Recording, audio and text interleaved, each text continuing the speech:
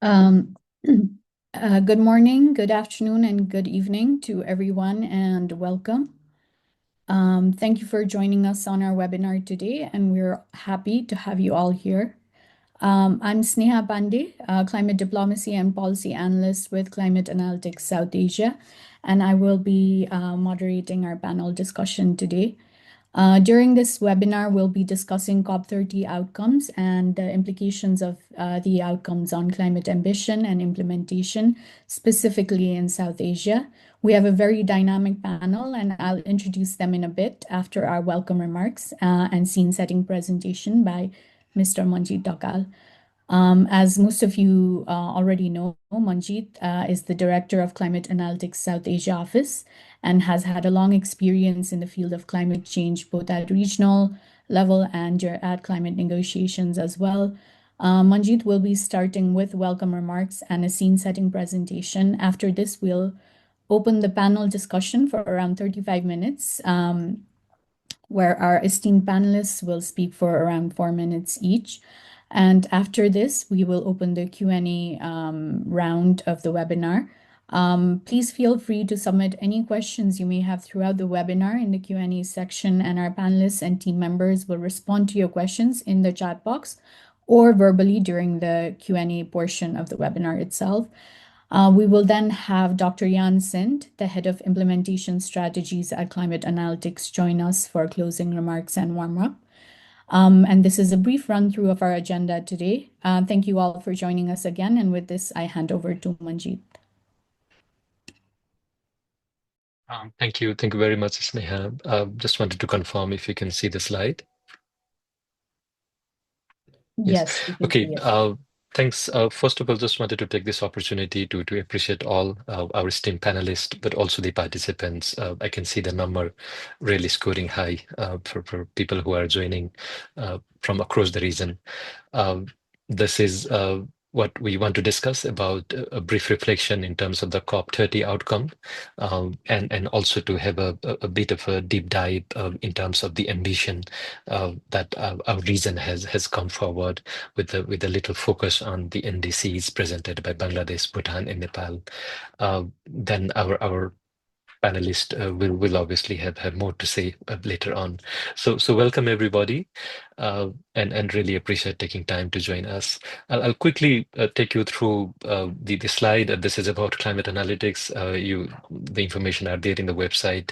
We are the organization focus on the global climate science and policy to help mostly and to empower the vulnerable countries in the international climate negotiation setting, but also helping countries to implement the climate action at the country level. These are our offices spread across the region, and the webinar, this one where you all have joined, is organized by Climate Analytics South Asia from Kathmandu, but also colleagues across the region.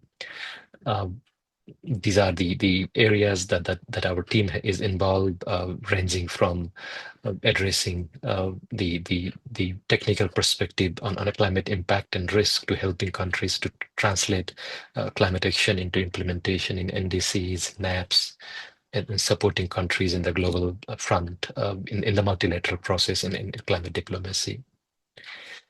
So to quickly take you through in terms of the COP outcome and where we were when we were heading to COP, these are the graph you must have seen across in many of the slide and many of the publication. The first one above is from the NDC synthesis report. The one in the lower side is from the UNEP adaptation gap report. On a positive note, before Paris, and this was also a good opportunity this time, celebrating the 10th anniversary of the Paris Agreement. So before Paris, the discussion were about the global temperature would be heading to 3.7 or 4.8 degrees Celsius. The progress has been made now when we analyze the current policies, the NDCs submitted by the countries.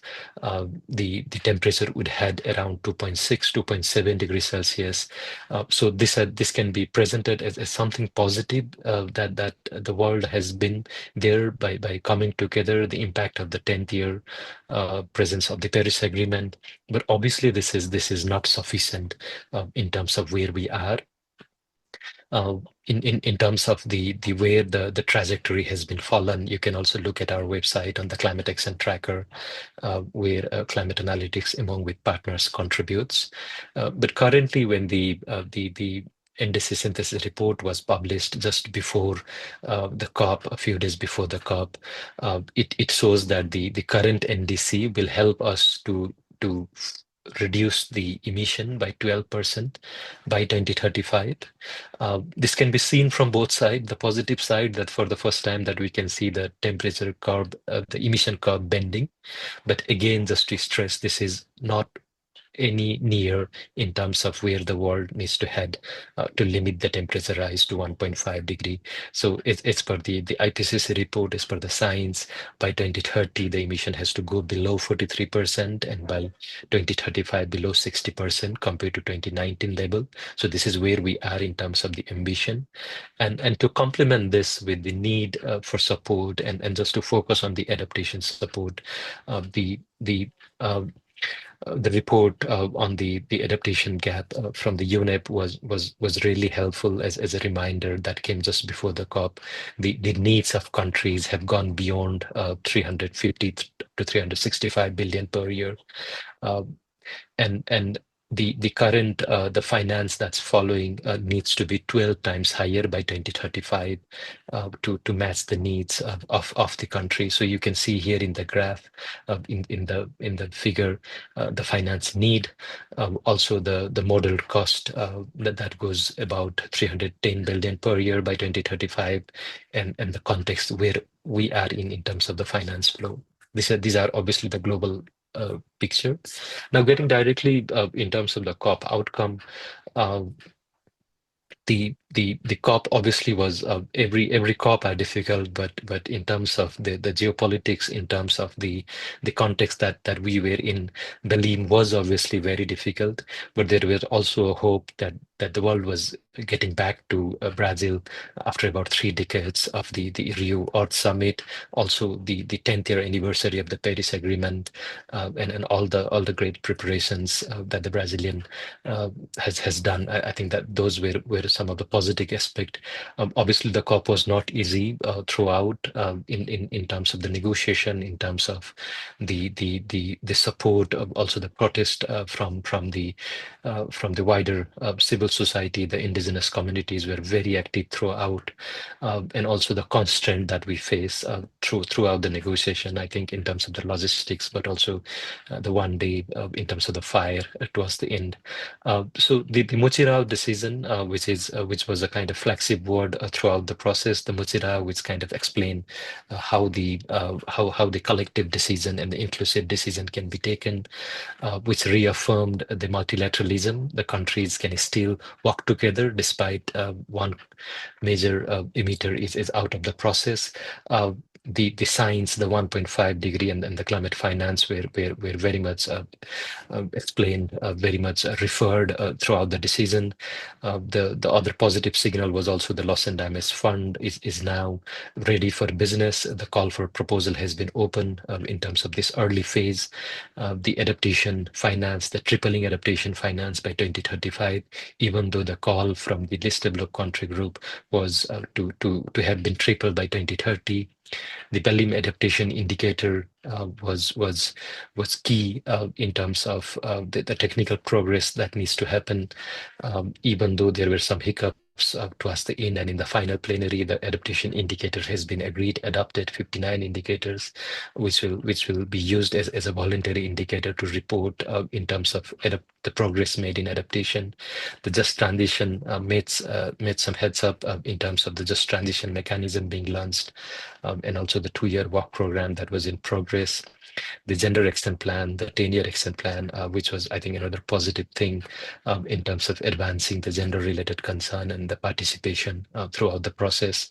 The technology implementation plan, which emerged from the global stocktake decision in COP28, resulted the outcome, linking it very strong reference with 1.5 degree, with NDC implementation, and many other cross linkages. But overall, we can also say that the COP30 delivered on a positive signal in terms of providing the political signal. The technical process is there. The countries are united in terms of responding, coming together through the multilateralism. But even though the contexts are very difficult, and obviously that's all not what we were looking for. But in terms of the negotiation, I think it's also about everybody leaving the COP with being equally unhappy. In terms of NDC implementation and ambition, I think it was a very clear message that more ambitions are required.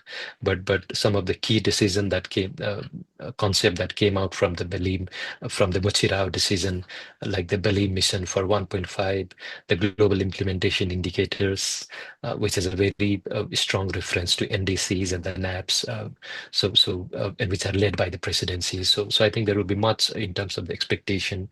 That's how this can help to fill the gap.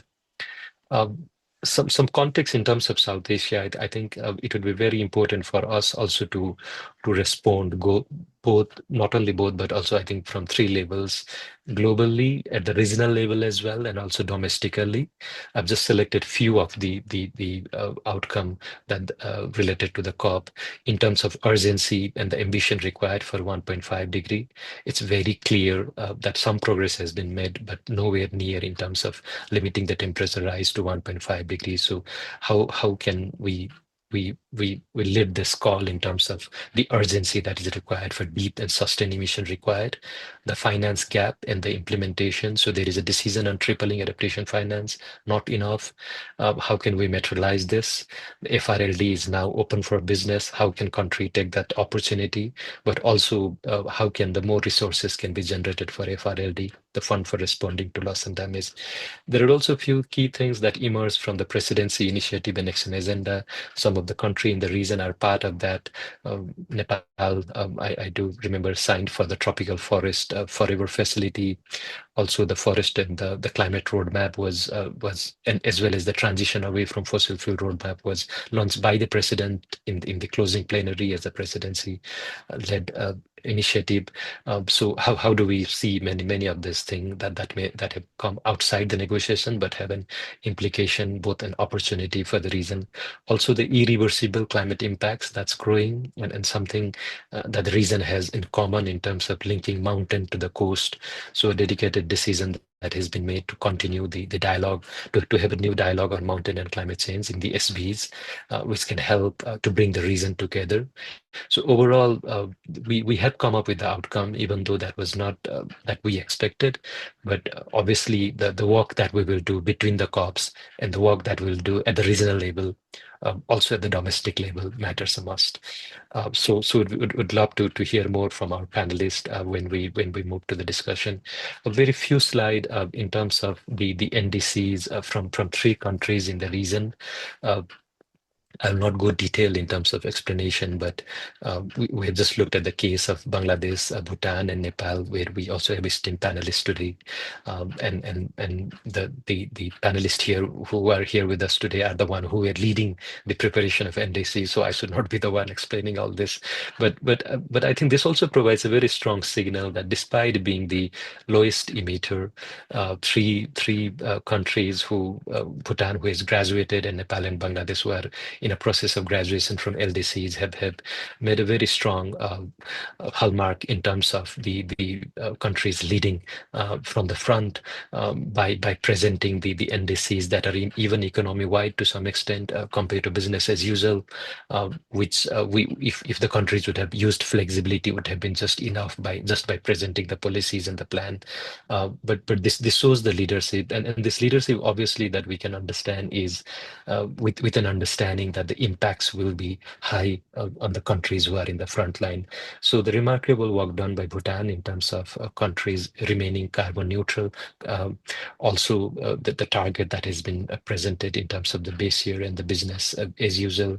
Bangladesh obviously has been leading this from the previous NDC, and even presenting the unconditional targets as well that you can see here.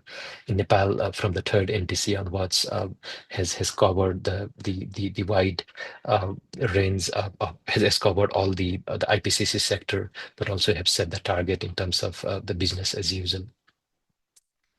Uh, it's also good to see the how the targets in the NDCs are aligned with the global stocktake outcome.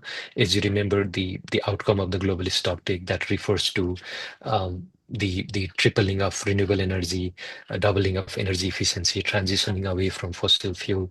There are also signal in terms of early warning, the forest related reforestation, and so on. And here you can see the good list of the targets that the three countries have presented that clearly align with the outcome of the first global stocktake that range from the expansion of the renewable energy that range uh, with the promotion of electric vehicle in Bangladesh, in Bhutan, and Nepal, also related to the reforestation and the forest management. And even in case linking it with, for example, like the green hydrogen, but also not only limiting to the adaptation, but also the not only limiting to mitigation, but also to adaptation, the early warning, and also the just transition and the loss and damage. Uh, the final slide in terms of where three countries are in terms of means of implementation. Uh, this was one gap that we see when we were analyzing many of the indices in the past, the difficulties for the country in terms of costing the target. And this time, I think all the three countries have done a great work in terms of coming up with the cost, even though these costs are not full. But I think there has been a good coverage in terms of costing of NDC for Bangladesh. You can see here the total mitigation cost that goes above 116 billion US dollar, and then there is also the unconditional and the conditional part as well. But the majority is dominated by the energy sector. That's the same case for Nepal as well. 88% by the energy sector, and the cost goes to 74 billion US dollar. And there is also the unconditional part as well, where the countries have taken a leadership to put their own resources as well, but then can only do little without any international support. And the same with Bhutan in terms of the cost and also the adaptation cost that has been expanded. Uh, I'll not explain this, but you can see even though the countries have done costing, where we are in terms of the resource mobilization. This is the finance flow to the South Asian countries, a regular work done by Aid Atlas. You can log into this website and see. You can see here where the resources are coming from and where it is heading. You can also see where in which thematic sector the resources are being focused. In last year, our team in South Asia, Tanzin and myself, has also put together a blog to look at where the South Asia is in terms of receiving these resources, and where the gap exists, and where the majority of these resources are going, even within the South Asia country. So we put the link of the blog, so please feel free to go there. That's where I'll stop. Thank you very much.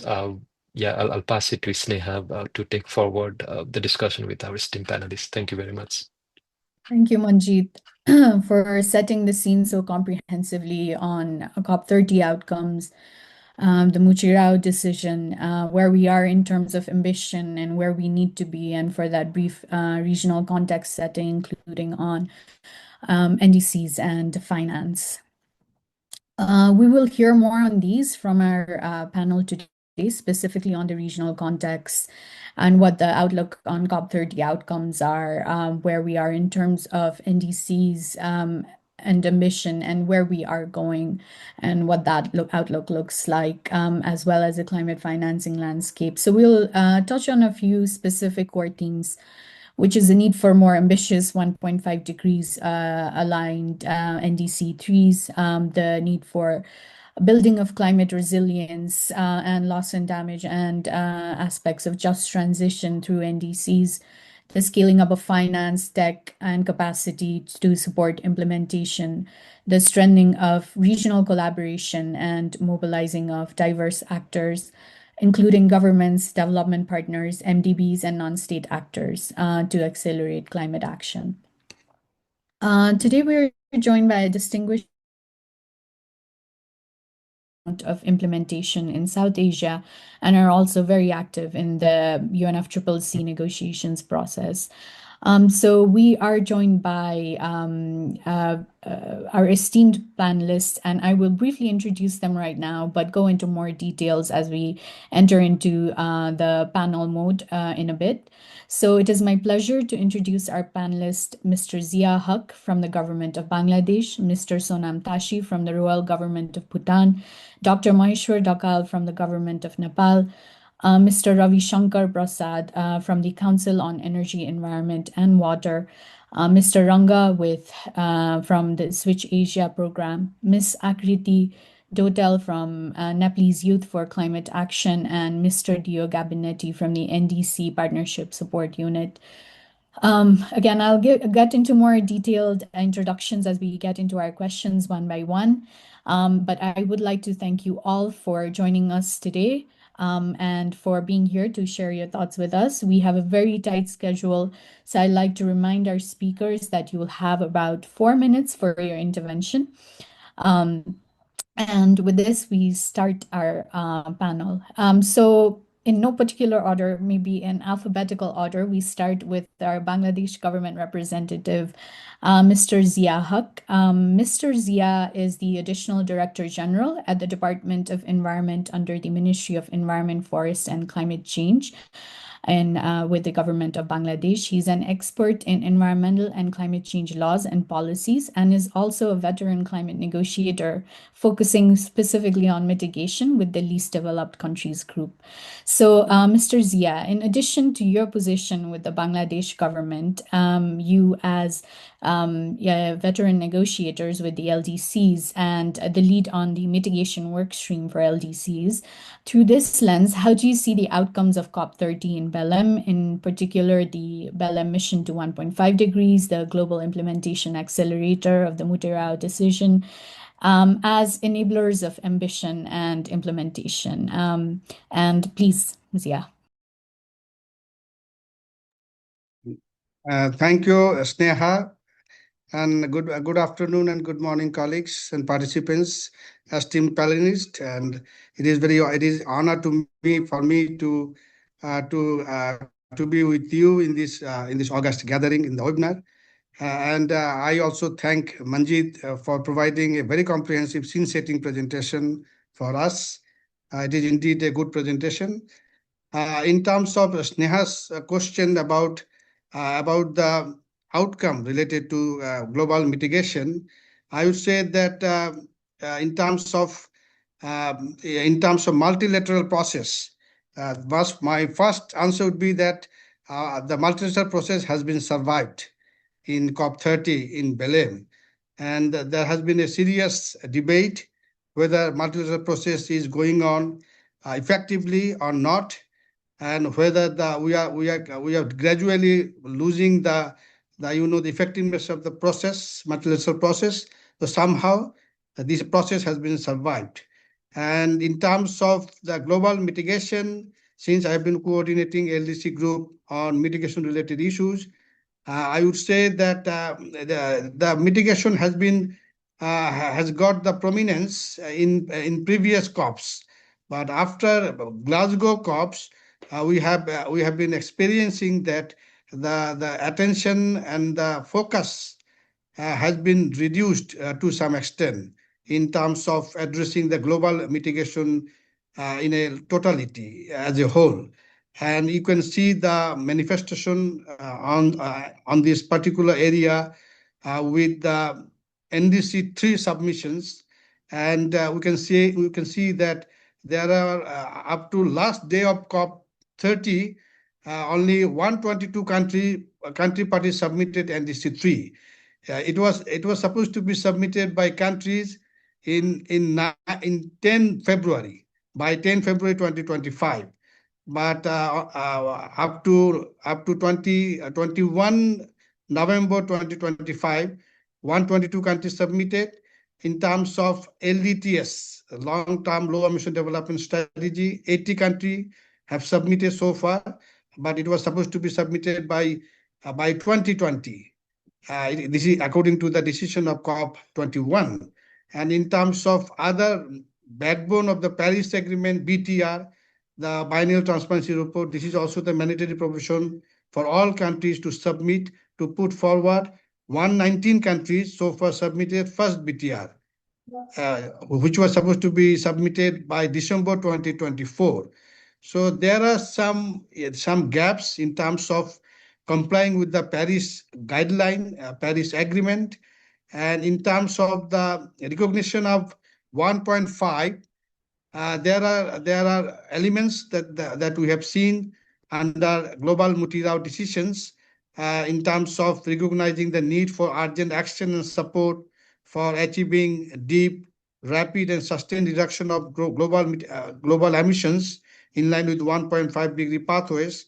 There has been a good reflection in the decisions, but again, the point is in terms of the implementation on the ground, whether the countries, particularly since we have been discussing about the equity and CBDRC, so whether the developed countries are taking the lead in combating the climate change in terms of global emission reductions, whether other parties who are in a position to do so, they are also contributing to the global mitigation efforts.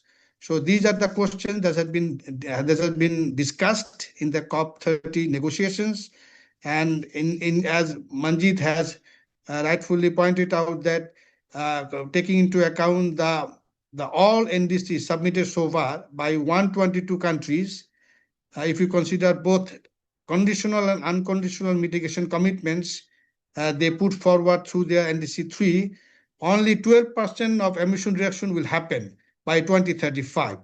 But IPCC is very clear about that. If you want to achieve 1.5 degree pathway, 1.5 degree global temperature pathway, then we have to reduce 43% by 2030 and 60% by 2035. Otherwise, we will see the overshoot of 1.5 very soon within the next 15 to 20 years. And you will see also the crossing the threshold of 2.3, 2.4 degrees Celsius, even after 2050, 2060. So this is the point. We have to be careful. We have to be very careful. The scenario that we have been experiencing on the ground, and as you mentioned that we got the good decisions in terms of facilitating the process of global mitigation efforts. So the decision is to launch a global implementation accelerator. This is a good initiative. The COP presidency, the present COP presidency, and the upcoming COP presidency will take on some responsibility to carry forward the existing and the forthcoming activities on mitigation. At the same time, the Belém mission to 1.5 has been launched by, again, the COP30 and COP31 presidency. And we hope that with regards to the support that we are seeking for to implement the mitigation actions on the ground, there should be a fair support to be provided to the developing country to implement their mitigation actions identified under the NDC 3 will be successfully, effectively implemented.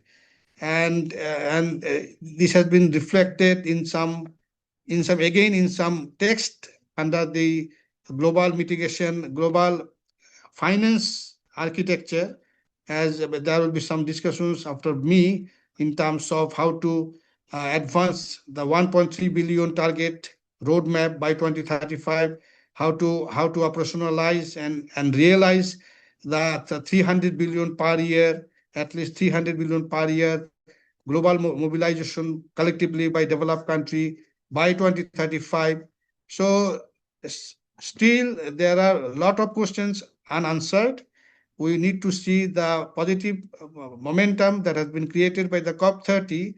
Again, I would say that on mitigation, and you should understand that according to the Convention, Article 2, the ultimate objective of the Convention and any related legal instrument under the Convention is to stabilize the greenhouse gas concentration in the atmosphere at a level that would prevent dangerous anthropogenic interference with the climate system.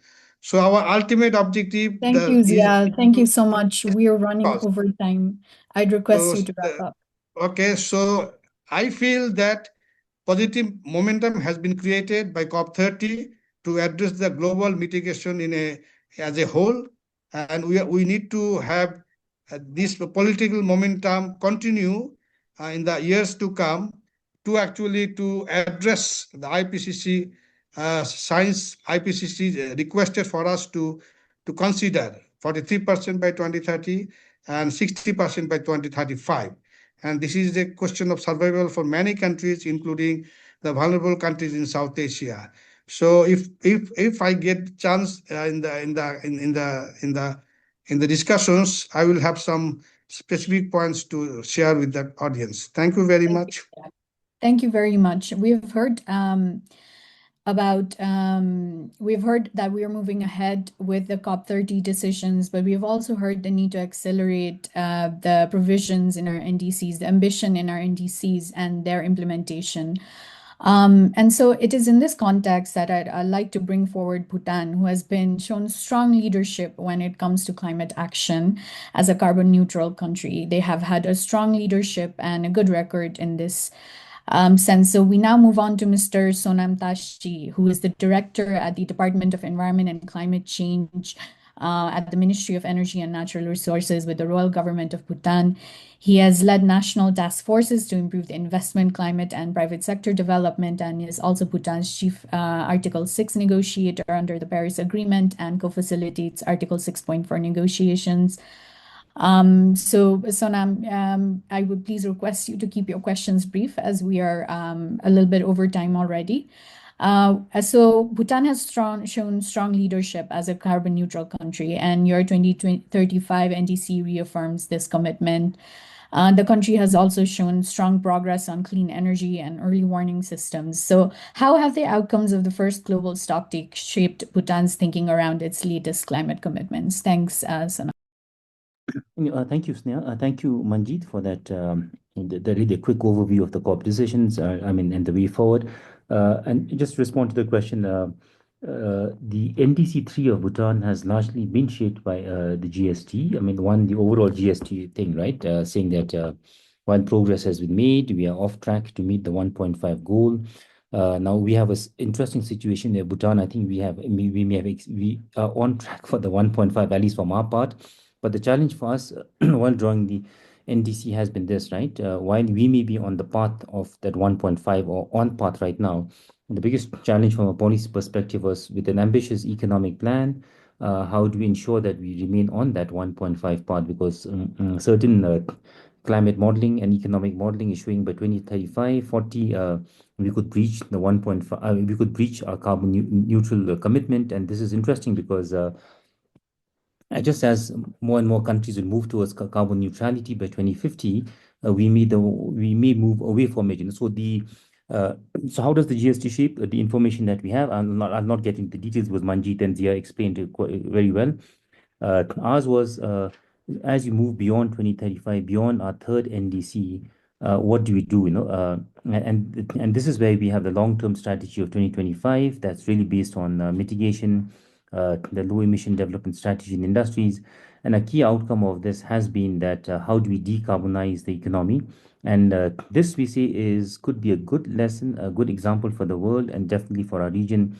What do countries do when you're net zero, in our case? And then what do you beyond that, And for Bhutan, it has been about decarbonizing the economy. And especially if you look into our data, right? We export a lot of clean energy, but we import even the bigger volume of fossil fuel. And also it's part of our just transition on how do we move towards this final leg of decarbonization. And that is the biggest challenge that we see when we start implementing our NDCs. That's really besides all the other issues that I think all countries have in common, right? Capacity, the means of implementation. I'll not get into all this, but again, part of our NDC, and again, linking it to the GST outcomes, we've taken a broader view. We've really gone beyond, say, the COP 28, 29, 30 decisions. It's really an effort on our part to really integrate a mainstream climate within the overall planning process. We have this 2050 economic vision document. Its ambition is to raise GDP by tenfold, and we've been working closely with the central agencies of the government on how can we achieve economic growth while at the same time reducing the carbon intensity of our growth, overall emissions. and the steps that we need to take under mitigation. So that's thing. See, on the adaptation again, that's one of the GST outcomes. We have the National Adaptation Plan. I'll not get into details now because I believe we are running out of time, but let me make it quick. We have identified 7 sectors, and from there, we've taken 3 that could be feasible. So what we've done is, uh, besides the grant-based financing and what Manjit was referring to, the tripling of adaptation finance and so on, we've also been looking into how can we involve the private sector, how can we involve others, in the adaptation gap, because the reality is this: the resources are huge, the requirements, and no one can really meet the requirements of everyone. And we've been looking at the agri-food systems. We've been looking at energy and water as potential areas of that can be opened up for investments. And this again, just want to highlight with all of us. As much as we look into this, again, our experience is that not every sector can be viable, especially in our region, that grant-based financing will have to be there. But nevertheless, in these 3 sectors, we've been doing quite a bit of studies. The numbers are getting revised, and this again another lesson to share. While you have the GST outcome of one, you have subsequent COP decisions and so on. We have a NAP, but as you go into sector-wise studies, the resource gaps keeps increasing. So that's some of the tables that Manjit presented to on Bhutan is a reflection of these revised numbers that are coming up here. And then the other thing that we've been also discussing on the GST is really the means of implementation over here. And what we've been doing in this, to give the example of the adaptation, we have been really looking at can we leverage private sector finance? And for instance, in the water sector, the discussion has been, can we allow private sector to get into water in the urban areas, right? See, in Thimphu and all, is it possible? Maybe. I mean, most likely there could be a case for water-based adaptation measures and all. But again, these are things work in progress where we have to look into. In the mitigation aspects, we're also looking at the carbon markets more from an alternative means of financing. Sorry, Mr. Sonam, to interrupt you. We're running out of time, and I'm Sure. But requesting yeah, you to wrap up. I just have just one more thing to say, and then I just want to highlight what Manjit was also mentioning about the dialogues on mountains and all. I think this is something which 3 countries we've really worked hard, and this is something which we really need to take forward. Yeah, thank you, Snehal. Thank you. Thank you, Mr. Sonam, for this context and thinking behind the country's ambition. We've heard from Bangladesh, Bhutan, and now we move on to Nepal, who was among the first countries in the region to submit its NDC in 2025. So now we'd like to turn to Dr. Maheshwar Dhakal, who is a senior joint secretary with the government of Nepal, currently serving at the Climate Change Management Division at the Ministry of Forests and Environment. He holds a PhD in environmental sciences and brings over 15 years of professional experience in environmental policy and climate change governance. He is also the alternate board member to the LDC seat in the Loss and Damage Fund Board. Dr. Dhakal, so Nepal was among the first countries in the region to submit its NDC in 2025. In your experience, if you could share with us what have been the biggest enablers and challenges in preparing, but also now implementing the Nepal's NDC. Over to you. Okay, and thank you, Sneha, and thank you, Manjit, and thank you all the climate analytics team for organizing this important event. Let me talk with, I fully agree with our previous colleagues, Jia and Sonams. I fully agree. We are working in COP30 together in the team in so many agendas, including mountains and other agenda as well. Particularly, based on your questions, you are asking me the enablers and then challenges to implement the NDC. My understanding is, as you know, to the country like Nepal, having different socioeconomic patterns or socioeconomic backgrounds, and uh, uh, I mean the diverse cultures, the ownership of the NDC is really challenging because whether the local, provincial, and then federal government, and then sectoral ministries, how do they take this implement is a big challenge. But creating convergence and the harmonized situation, enabling situation is the major challenge what I am observing. And at the same time, so our NDC is proposing conditional and non-conditional targets in terms of finance and how do we can generate as just Sonam said that some of the innovative financial mechanism through carbon trade, but very good point is that the government of Nepal has very recently approved the carbon regulations and it creates some area of generating finance through hydropower sectors or forestry sectors or other sectors. That's the big challenge. And then third challenge is what I'm looking is we three countries. Bhutan has already carbon negative, and Bhutan, Bangladesh, and Nepal are planning to graduate next year. And big challenge, if you see the macro level or regional level, is even though we three country succeeded to achieve all the targets as designed in the NDC, but what will be the situation in the region? Because other large countries, neighbor countries, and emerging economies, how they will take their NDC is the big challenge at the regional and global scale. What I'm looking is a very big challenge to implement the NDCs. At the same time, COP30 outcomes, as you know, there are Manjit has clearly outlined some of the very clear outcomes of the NDC, COP30. But at the same time, even though the tripling the adaptation finance, how do you take it the national and regional context, and how do you generate the finance, and how do you simplify the multilateral development funds, and then uh, grant base more accessible and affordable funding resources? How do we can generate that? Still becomes big challenges. That's why we have to work hard. That's why from the Sagarmatha Samvad and even in the blame, even last year Baku, even upcoming COP. I think the one of the regional approach we can think to implement the NDCs together sometimes, and we can find the more innovative approach. Even we can discuss and negotiate with our neighbor countries, including China and India as well, and then we can go through the regional approach to implement the NDC as well. What I'm looking in the future to generate the additional financing mechanism. These are the points. And uh, another implications I would like to discuss about the mountain agenda, what we discuss very seriously, even together with three countries. And then we negotiated with the COP presidency, and at least the decisions is agreed to organize on dedicated uh, global dialogue on mountain and climate change. I think again we have to work hard together. I mean the in the phase of preparations, and we have to prepare in the COP. SP 64 with some preparations and with some logics, so that we can generate some ideas. Ideas means in terms of generating finance. Ultimately, the climate change impacts, whatever you are talking about, the addressing the climate change impacts, then we need the finance. Then let's work together in the team and try to be more innovative by ourselves at country level and at the same time at regional level, so that we can make our unified and common voice, and we can address the agenda together. uh, uh, Shreya, if I correctly understand your questions, I would like to stop here. But definitely, regarding last point is the multilateralism and the aligned 1.5-degree. Nepal's NDC is clearly targeted energy sector, and energy sector has the multiple impacts in climate change.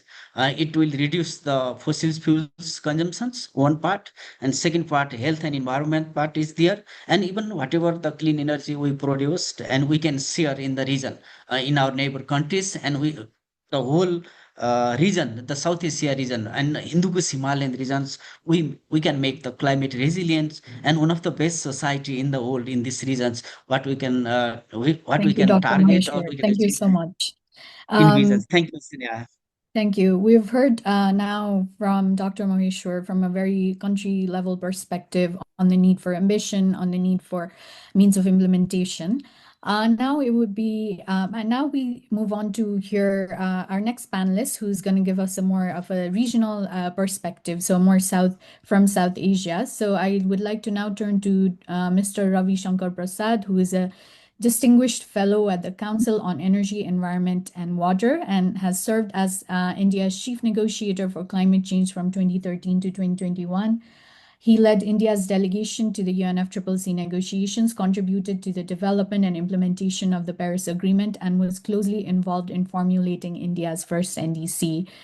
Mr. Ravi, the CEO of CEEW, Dr. Arunabha Ghosh, was appointed as the special envoy for Climate Asia for COP30 by the Brazilian presidency. From this organizational vantage point, how do you see South Asia dealing with climate impacts and leading on climate action? Over to you. Thank you. Greetings from New Delhi to all of you, and thanks, Sneha, and also Manjeet for that excellent presentation summing up the COP outcomes. We had this unique experience of the special envoy role that was bestowed on Dr. Arunabha Ghosh for South Asia. And we were able to have a series of discussions both with the government and the non-governmental actors involved in climate action.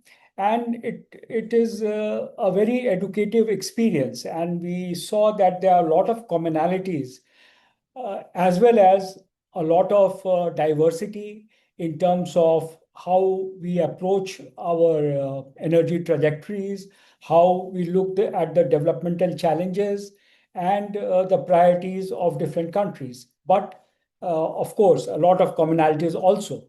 I would just like to bring out three aspects. One is that we have seen that most of the countries are now mainstreaming. Most of the countries in South Asia are now mainstreaming climate actions, both resilience and mitigation, into their economic planning process, whether it is Bangladesh Climate Change Trust Fund or it is Bhutan's Gelefu Mindfulness City. These are all examples which show that it is part of the economic planning process itself, and climate actions have moved beyond looking at small interventions here and there. We have many other examples of DRE solutions, mangrove preservations, and also focus on mountains, which has been brought in Sagar Matha Samvad. So most of the countries in South Asia have tried to mainstream climate action and into their economic planning process.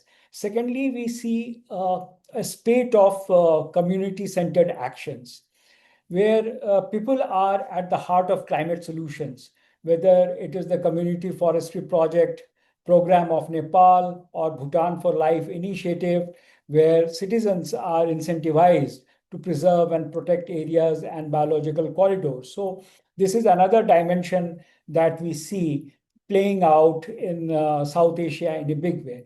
And the third thing that we see is an increasing reliance or focus on regionalisms, commonalities between countries, whether it is the Sagar Matha Samvad or the climate disaster resilience infrastructure initiated by India. We find that countries have tried to bring together platforms where a lot of common issues can be discussed and a regional approach can be taken to the climate actions. But I think we are inhibited by the challenges of finance and technology, which was rightly pointed out by many of my predecessors. We have a challenge of creating finance options. What are the kind of windows that are available to us? But also looking at the cost. So though we say that India has received a lot of funds, but if you look at the cost of the funds, they are quite high. Whether it is from the World Bank or any other institution, the costs are quite high. And the large part of our energy transition has been financed from domestic sources. Adaptation initiatives are also financed from domestic sources. So I think that the biggest challenge, and I see that someone had asked about conditional and unconditional implementation of mitigation outcomes in their NDCs. I think the conditional aspects can, in most countries, India doesn't have a conditional component in NDC, but in most countries, this can only be done when reasonable sources of finance are provided, are opened up to these countries. So I'll stop at that, and maybe if there are questions, I'll come back. Thank you, you. Dr. Thank you, Mr. Ravi. Now, we move on. We've heard a little bit on the regional context, but now I'd also like to hear from Mr. Ranga Pallawa on circular economy and the sustainable consumption and production practices and how in South Asia and how they figure into NDC and NDC implementation. So Mr. Ranga Pallawa is from Sri Lanka and is a climate change policy expert with Switch Asia program, specializing in the integration of sustainable consumption and production practices into national climate strategies and policies, including into NDCs. He works very closely with governments, businesses, and CSOs across Asia to bridge global climate commitments with local implementation. So Mr. Pallawa, how are circular economy and sustainable? Could we have Mr. Pallawala on screen, please? I see that he's not. Thank you so much. So, Mr. Pallawala, how are circular economy and sustainable consumption and production practices currently reflected in NDC, especially in South Asia? How do you think they can be better integrated? And it would be good to hear this also from a very local implementation perspective as well. And how do you think this integration helps with strengthening finance flows and supports NDC implementation? Over to you. Thank you very much, Sneha. Thank you very much, Climate Analytics, for organizing this webinar. Yeah, as you mentioned, SAP, circular economy and sustainable consumption and production actually comes from the Rio roots. We had all the three Rio Convention based on the effects that we faced due to the triple planetary crisis, the unsustainable, the consumption and practices, which creates additional pressure on the natural resources and the ecosystems. So, of course, it has the linkages with climate as well.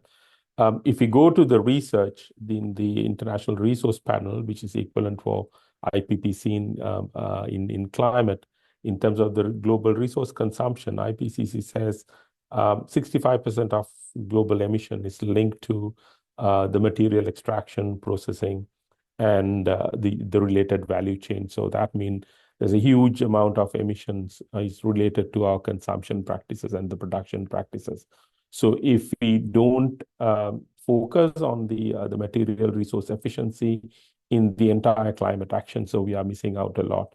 Unfortunately, what happened is while the unsustainable consumption production contributes to the climate change, and at the same time, our response measures towards climate change, including mitigation actions and the adaptation actions, also requires a lot of material. If you look at even the most recently submitted NDCs, that transition requires a lot of material resources. So if you don't think about the material resource efficiency, what happens is we go to a kind of a negatively reinforcing vicious cycle of increasing emissions with the material resource. So it's an imperative. That's the global practices.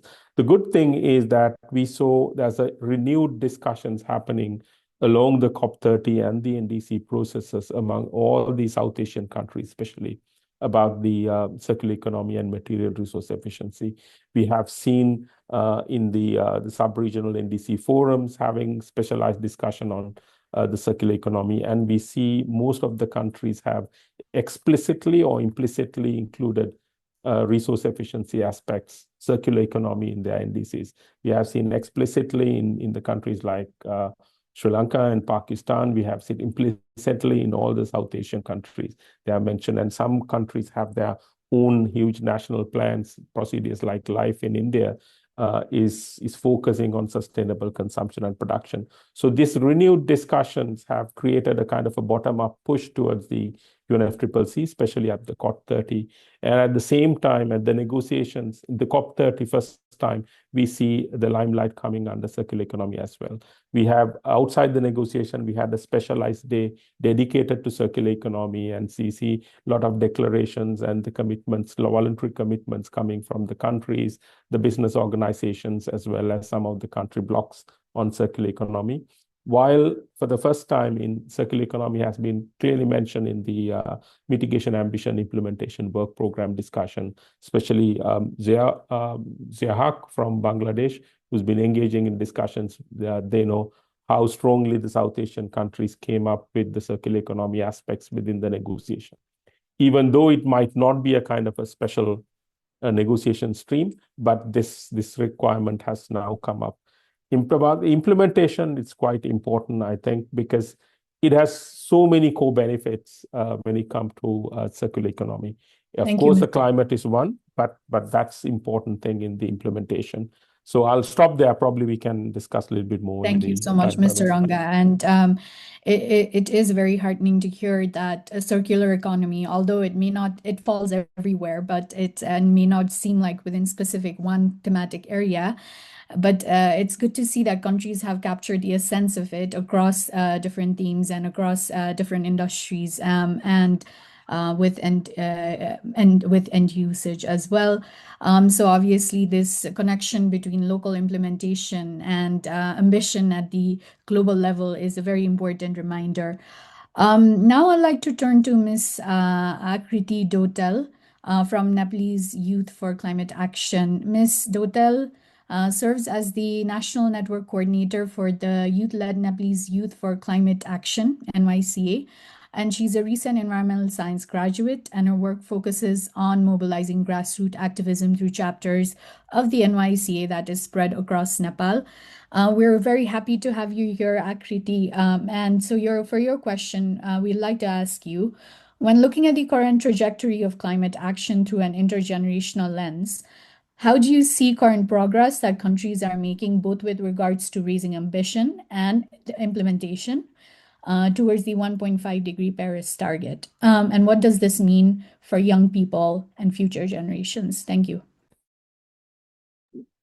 Thank you so much, Sneha ma'am and Majid sir, having me here. And it's my honor to speak from the youth perspective with these all other experts. So would like to go through the questions. So when we look at the climate action through an intergenerational lens, the picture is mixed and deeply concerning for young people like us. So on the hand, countries have increased the language of ambition, the reaffirmation of the 1.5 degrees Celsius Paris Agreement, the global stocktake, and the call to action strengthen NDC by 2025 signal political recognition of the urgency. However, an intergenerational perspective, ambition on paper is not translating into the action at the pace required. So current national commitments still place the world on a trajectory well above the 1.5 degrees Celsius for young people. This gap between promises and implementation means the burden of delayed action is being transferred to the future generation. Every year of insufficient action increase the risk we will inherit. More frequent the disasters, irreversible of loss of ecosystem and reduced development opportunity, particularly in countries like Nepal and others. So from a youth perspective, progress towards the 1.5 degrees Celsius must be judged by the declaration, not only by the declaration, but by the real emissions reductions, skill up, adaptations, impacts. Without a rapid implementation of the 1.5 degree goal risks becoming the symbolic rather than the achievable. So this is all from my side. Thank you so much. Thank you so much, Akriti, for this perspective from a very intergenerational perspective on the importance of limiting temperature rise and the implications that it has on communities across Nepal and broadly across South Asia and globally as well. Please give me a second. Thank you very much again. Now I'd like to turn to Mr. Dio Gabinetti from the NDC partnership. We've heard a lot from all of our panelists about the need of climate finance, means of implementation, to realize what we have in our NDCs and to move ambition, the scale to maintain temperatures under 1.5. So Mr. Dio Gabinetti, he is the Regional Manager with NDC Partnership Support Unit. And he's based at the UNFCCC Regional Collaboration Center in Bangkok. He coordinates NDC partnership engagement and knowledge activities in Asia and the Pacific and Eastern Asia, and he supports countries in advancing NDC implementation, including in Nepal. We've worked very closely through different NDC cycles. He's also previously worked with CTCN and FAO. Mr. Dio, how can scale funding for NDC implementation be realized given high financing requirements? How will NDC partnership be involved in countries in the development of their NDC implementation plans? And what does the current climate finance outlook look like for this? Thank you, and over to you. Thanks. First and foremost, thanks to Climate Analytics for inviting us, the NDC partnership, to be able to impart our insights about the developments that we anticipate post COP30, and of course to also share the work that we are envisioning to do in the next 5 years. And of course, thanks now for this quite long answer. So I hope you also forgive me if I have a longish answer as well. So in terms of the financing requirement, what we're seeing is that the challenge is not really so much in terms of not just in terms of the volume, but also in terms of how the ambition that countries have laid out in their NDC 2.0 can be turned into a credible, prioritized, and implementable package that financiers, funding partners, and development partners can actually concretely see and actually back. And that starts in most of our experience and many of our experiences that we had in the country level. It starts with an NDC implementation plan or something similar that translates the NDC targets that it's put on the NDC target and the NDC 2.0, NDC 2.0 into prioritized set of outcomes, activities, metrics, timelines, as well as roles and responsibilities. And most importantly, a clear list of progress and project that should be financed to meet the goals that the country has outlined in their NDCs.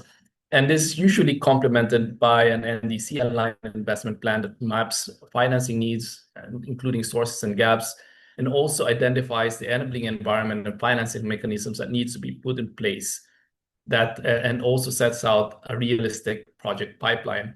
We see scale getting unlocked by mainstreaming these NDC priorities into public planning, budgeting systems such as national development plans and public investment systems. I mean, this is something that many countries are already doing through climate budget tagging. And we heard earlier Mr. Sonam Tashi also sharing that Bhutan is actually also doing this already.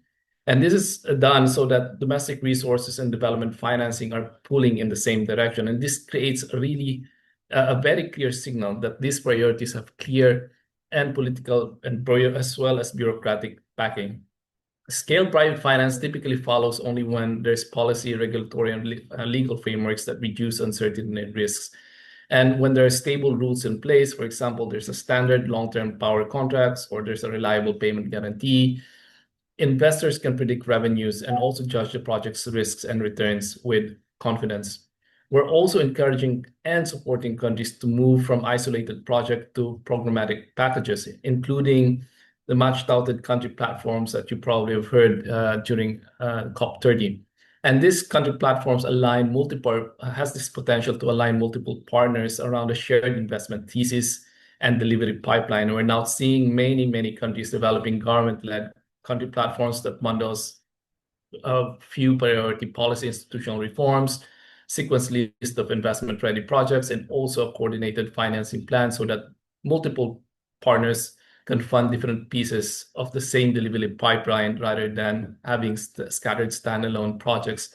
But all of this can only really be accelerated and be made durable when there's high-level political leadership that sets clear mandate, aligns the ministries behind shared political vision and priority, and holds the system accountable also for delivery. And in the next 5 years, our work with the NDC partnership through our 2026-2030 work program will be working with our developing member countries to turn their ambition into delivery by prioritizing the highest impact interventions and packaging them into finance-ready multi-year implementation investment plans. And of course, mobilizing coordinated partner investment support to execute them with clear targets and accountability. But going to this question of climate financing outlook. So over the past 10 years, we've been hearing every year a very dim outlook, and even CPI knows that public climate investment fell by around 8% some 2 years ago. And with this constrained ODA landscape, especially this year, there's of course a palpable concern that public flows could tighten further in the next coming years. And recent outcomes from COP30 negotiations also reinforce this expectation on scale and predictability, including a commitment to a triple adaptation finance by 2035, which has been, adaptation financing has historically been lagging behind mitigation cross-cutting sector financing for the past, well, even before Paris Agreement. So this builds on the broader NCQG framing that targets at least 300 billion per year from public sources by 2035, which is part of this 1.3 trillion per year from all sources, including private and blended financing. However, as I've said earlier, our increasingly constrained fiscal space means that we need stronger planning, stronger enabling framework, and better coordinated partner support to convert the ambitions in the NDCs into financiable delivery pipeline. Bottom line, if you want funding to be done at scale, we have to really stop treating finance as an add-on to the NDC and really start treating NDCs as a delivery and investment blueprint with a clear mandate from the top and a prioritized pipeline, and of course, a coordinated public and private capital moving in the same direction. Thank you, Dio. Thank you for this perspective on the need for aligned financing on this outlook of the work of the NDC partnership, and some cautious optimism that is needed when it comes to public finance outflows, and what funders and receivers should be doing in terms of reaching the targets that we need for NDC implementation. With this note of cautious optimism, we move on to our Q&A round. Thank you to all our panelists for your insightful intervention. Now we have 5 minutes for questions from the audience. As you can see, a lot of questions have already been answered in the chat itself, but we have a few outstanding questions. And because the panelists have not been mentioned, I will be directing some of these questions myself. So we have a question from Udisha Saklani in Belem. Were there discussions about any alternative or complementary mechanisms that could help accelerate mitigation, especially given the challenges of enforcing compliance through multilateral framework? Perhaps I can ask Mr. Zia to come in on this question. Zia, if you could respond in 1 minute. Thank you. Thank you. Can you hear me? Yes, Okay. I can hear. So yeah, it is true that in terms of complying with the mandatory provisions under the Paris Agreement, the experience is not very good. But the point is that this is the only platform under the UN Framework Convention on Climate Change and the Paris Agreement through which we can actually promote and we can incentivize the countries to contribute to the process, global mitigation efforts, adaptation, finance, technology development and transfer, and capacity building, as well as loss and damage. So this is the only platform under the multilateral process. But if you consider other alternatives or complementary mechanisms, then that we can think of at this point, I don't see such kind of mechanisms exist out there. So we are trying to continue the process, carry forward the process that is not as effective as we are expecting from the process, but collectively, we are hopeful that collectively will achieve the global collective efforts to address the Paris Agreement objectives and purpose of the global mitigation efforts and other related issues that we are talking about. Thank you very much. Thank you so much, Zia. And then we move on to our next question. Mr. Prakash Lama says, youth and CSO representatives at COP30 were low in response compared to previous COP, and it's repeating each year. This is also impacting COP outcomes due to lack of pressure to parties and leadership. So countries like us, LDC, should reiterate and support the meaningful CSO and youth engagement participation and echo climate action onwards. Thank you, Mr. Prakash. I'm fully agreed. And maybe perhaps I can direct this question to Mr. Ravi. Mr. Ravi, if you want to come in under a minute. Thank you. Thank you. And I think it's a very important question.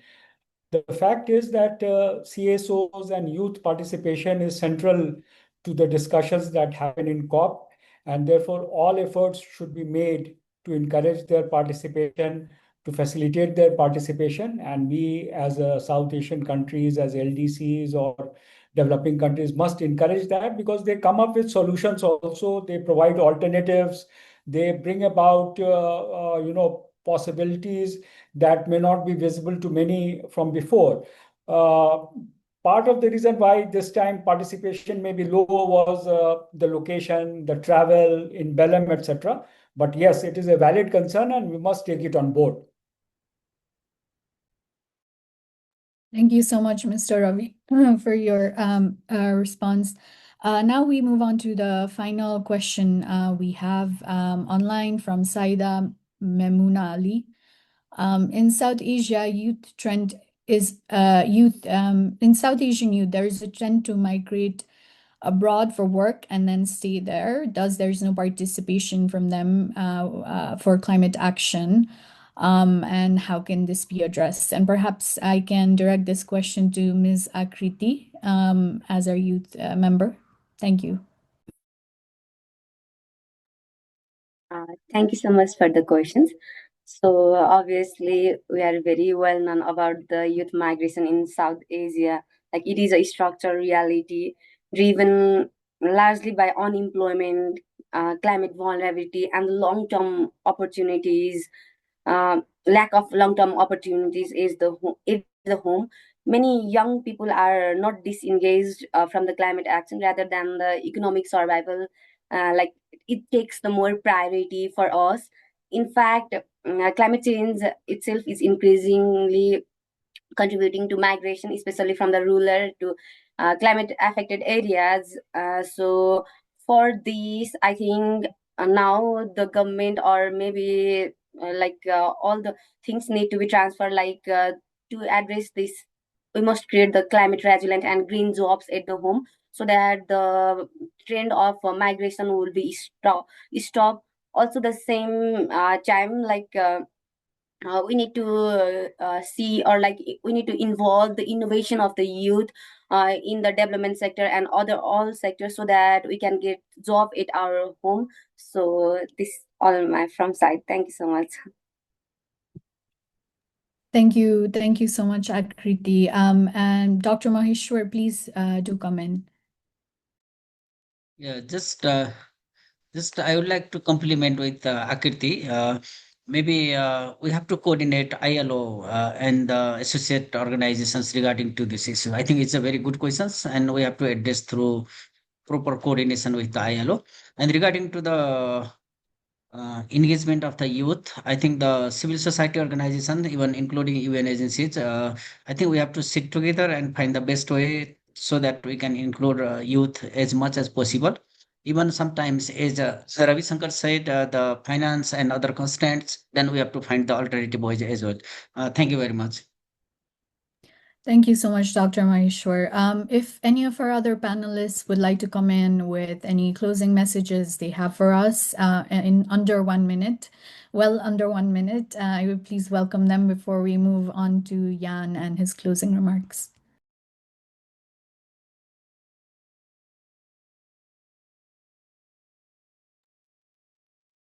Okay, I think then we are ready to move to Jan and his closing remarks. Dr.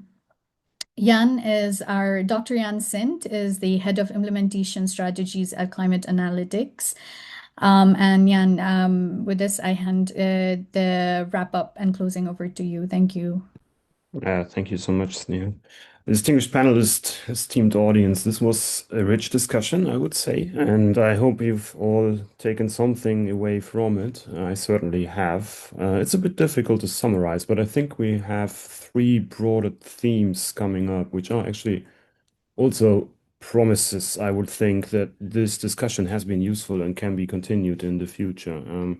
I would note that, of course, multilateralism is under threat, and it's good to see that at least on the regional level, we are seeing a lot of efforts made to collaborate to solve regional problems on that level, as the international is not necessarily ramping up with enough speed. I think the synergies we can get on the regional level if we tackle problems where they are and where they are also the solutions might step in to fill that gap at least to some extent.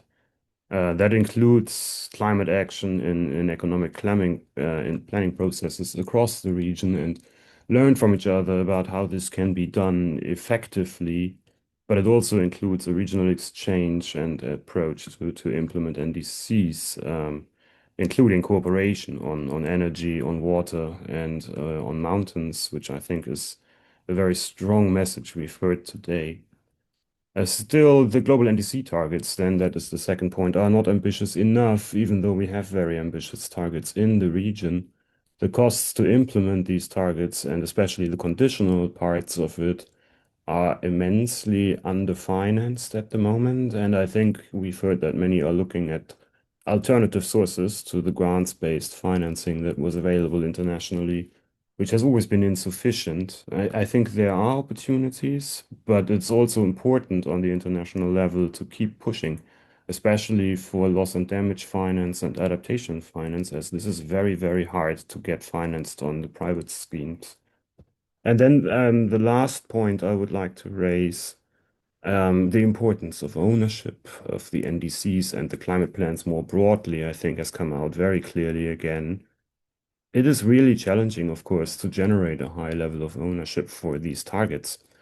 But it seems that there have been huge improvements as in comparison to the first round of NDCs, and it is disheartening to see that none of the NDCs submitted back in 2015 have been fully implemented, but at least we see that now we have mainstreaming into policies and mainstreaming into sector plans and development plans and buy-in on the local level. And taking things back to the community-centered actions might actually be the key, I would say, to make the targets implementable, as we heard from Dio also, of course. That includes having a good prioritization of activities and clear responsibilities, of course, to make sure that the limited number of financial sources available and the amount available will be channeled in the most effective ways. And I think also there, it is very important to keep the communities engaged. With that, Sneha, I would think we can close this session, and I would like to thank you, everybody. Thank you again. We will make the slides available. We will also probably be able to send out a short summary of what we have been hearing today, and we certainly look forward to keep these engagements going. I have been impressed with how productive they actually are, and I think it has been a very nice opportunity for some of us at least to get in touch. This is helpful and should be done more often, especially across the region to address some of the common problems and discuss solutions that have been identified. With that, I would like to thank you all and hope that you have learned as much as I have, and we will be in touch. Thank you. Thank you, Jan. And sorry to come back in again. Could we ask all of our panelists to turn on their cameras for a group picture? Thank you. And sorry to come back in.